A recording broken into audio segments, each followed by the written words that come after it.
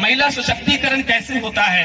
आप कभी मरियम को पढ़िए, आप कभी ममता बनर्जी को पढ़िए, कभी मायावती को पढ़िए, कभी रानी लक्ष्मीबाई को पढ़िए, तब आपको पता लगेगा कि महिला सशक्तिकरण क्या होता है।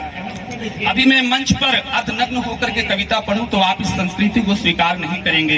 अभी आप सामने अर्धनग्न होकर के बैठे तो संस्कृति आप स्वीकार नहीं करेंगे। हमारी बहनें अर्धनग्न होकर के हमारे सामने जाएंगी तो संस्कृति स्वीकार नहीं करेंगे। लेकिन 2 टके की हीरोइनें आती हैं और अर्धनग्न होकर के कहती हैं कि यही सभ्यता है। मैं नहीं मानता। सभ्यता हमारी आंखों में होनी चाहिए, भावनाओं में होनी चाहिए, वो अपनी जगह है, लेकिन कहीं ना कहीं संस्कृति प्रभावित होती है। तो मैंने ऐसी महिलाओं को 4 पंक्तियों में कहने की कोशिश की है। संस्कृति बताती है कि कभी जौहर सी हिम्मत लेके आओ तो तुम्हें जानू। सुनिएगा कि कभी जौहर सी हिम्मत लेके आओ तो तुम्हें जानू। ऐसी महिलाओं को जवाब देता हूँ, सुनिएगा कि कभी जौहर सी हिम्मत लेके आओ तो तुम्हें जानू, कभी वीरांगना के गीत गाओ तो तुम्हें जानू। कि कभी जौहर से हिम्मत लेके आओ तो तुम्हें जानू, कभी वीरांगना के गीत गाओ तो तुम्हें जानू, कभी जौहर से हिम्मत लेके आओ तो तुम्हें जानू, कभी तलवार हाथों में उठाओ तो तुम्हें जानू, कभी वीरांगना के गीत गाओ तो तुम्हें जानू। बहुत फिल्मी हीरोइन थी, सस्ती संवरती हो, कभी पद्मावती बनकर दिखाओ तो तुम्हें जानू। वाह वाह वाह।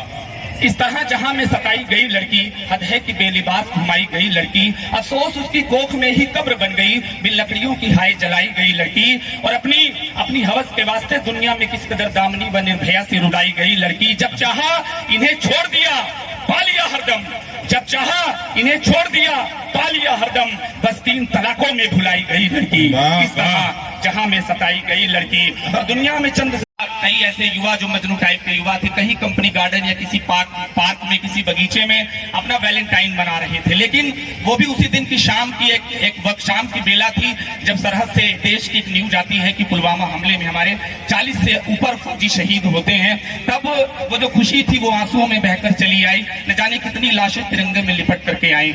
न मैं अपनी इस दुख को बयां कर पाया, शायद आप भी नहीं कर पाए होंगे। तब मैंने 4 पंक्तियों में जवाब देने की कोशिश की है। 4 पंक्तियां पढ़ता हूं और पुलवामा में शहीद हुए हम लोग के घरों तक अपनी तालियों की गूंज, अपना प्यार उन तक पहुंचाइएगा। कि मोहब्बत में जहर की बूंद का किरदार न होता, मोहब्बत में जहर की बूंद का किरदार न होता, अगर कोई विभीषण सा यहाँ मक्कार न होता, अगर कोई विभीषण सा यहाँ मक्कार न होता, वो पुलवामा में मेरे फौजियों की जान न जाती, अगर भारत के अपनों में कोई गद्दार न होता। बिल्कुल सही। वाह वाह वाह, जिंदाबाद जिंदाबाद, वाह वाह वाह वाह वाह, जिंदाबाद। मलिन धारा में बिन सोचे क्यों बहते हैं, रिवाजों की मलिन धारा में बिन सोचे क्यों बहते हैं, संवरते हैं मका कुछ के तो घर कुछ के क्यों ढहते हैं, संवरते हैं मका कुछ के तो घर कुछ के क्यों ढहते हैं। अगर औरत बिकी तो शान से कहते तवायफ है, मगर जब मत बिकता है उसे दूल्हा क्यों कहते हैं, मगर जब मत बिकता है कहते हैं। वाह वाह। जहां में सताई गई लड़की, हद है कि बेलिबास घुमाई गई लड़की, और अफसोस उसकी कोख में ही कब्र बन गई। अगली पंक्तियों में अगर दर्द महसूस हो जाए तो माएं भी बैठी है, उस दर्द को अपनी तालियों में बताइएगा। कि इस तरह जहां में सताई गई लड़की, हद है कि बेलिबास घुमाई गई लड़की, अफसोस उसकी कोख में ही कब्र बन गई, अफसोस उसकी कोख में ही कब्र बन गई, बिन लकड़ियों की हाय जलाई गई लड़की, वाह वाह, बिन लकड़ियों की हाय जलाई गई।